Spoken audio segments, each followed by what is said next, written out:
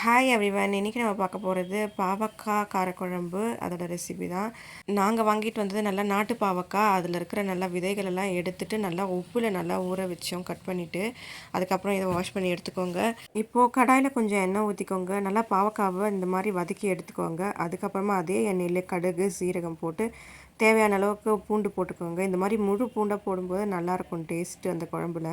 இப்போது 2 medium size வெங்காயம், அப்புறம் ஒரு 2 தக்காளி பழுத்தது, இதை நல்லா போட்டு வதக்கிக்கோங்க. இந்த டைமில் 1 ஸ்பூன் ஆஃப் ஹோம்மேட் மிளகாய்த்தூள், அரை ஸ்பூன் அளவுக்கு மிளகாய்த்தூள், அப்புறம் 1 ஸ்பூன் அளவுக்கு மல்லித்தூள், 1/4 ஸ்பூன் மிளகு, 1/4 ஸ்பூன் ஜீரகம் போட்டு நல்லா வதக்கிட்டு 1/4 ஸ்பூன் மஞ்சத்தூள், கொஞ்சமாக உப்பு சேர்த்திக்கோங்க. அப்புறம் சின்ன நெல்லிக்காய் சைஸ் புளி அளவுக்கு அதையும் நல்லா ஊற்றி தண்ணி ஊற்றிட்டு நல்லா கொதிக்க வைங்க.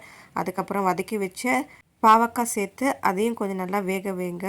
அதுக்கப்புறமா தேவையான அளவுக்கு தேங்காய் பால் போட்டுக்கோங்க. இதில் இப்போ நம்ம செய்ய போகிற முக்கியமான விஷயம், இந்த மாதிரி கெட்டியாக ஆனதுக்கப்புறமா கொஞ்சமாக ஒரு 1/4 ஸ்பூன் அளவுக்கு நீங்கள் சர்க்கரை போட்டு அதை நல்லா மிக்ஸ் பண்ணி விட்டுட்டு எடுத்திங்கன்னா பாவக்காய் குழம்பு சூப்பராக ரெடி ஆகிடும். இந்த பாவக்காய் குழம்பெல்லாம் ஒரு டைமில் பார்க்கும்பொழுது பார்த்து பயந்து ஓடிடும். நமக்கு தான் இந்த பச்சை கலரில் காய்கறியில் பார்த்தாவே பயமாக இருக்குமே, அது போல தான்.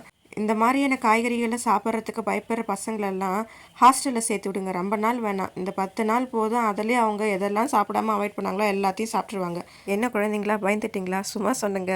இந்த 90s கிட்ஸ் தாங்க இந்த மாதிரியெல்லாம் அட்டுழியங்கள் பண்ணியிருப்போம். சாப்பிடாம இந்த மாதிரி காய்கறிகளெல்லாம் அவாய்ட் பண்ணியிருப்போம். இப்போ இருக்க குழந்தைங்கள் எல்லாமே ஹெல்த் பெனிஃபிட் எல்லாம் தெரிஞ்சு எல்லாத்தையுமே சாப்பிட ஆரம்பிச்சிட்டாங்க. நானும் அப்படி தாங்க பாவக்கெல்லாம் சாப்பிடாம இருந்தேன். இதோட ஹெல்த் பெனிஃபிட் எல்லாம் தெரிஞ்சதுக்கப்புறம் கசக்குதுன்னு தெரிஞ்சும் இதை சாப்பிட பிடிக்க தோணுது. அதுதாங்க பாவக்காய் காரக்குழம்பு. இது கூட பெஸ்ட் சைட் டிஷ் வந்து முட்டை பஜ்ஜி வச்சு சாப்பிட்டீங்கன்னா சூப்பராக இருக்கும். Okay, bye bye. Subscribe my channel.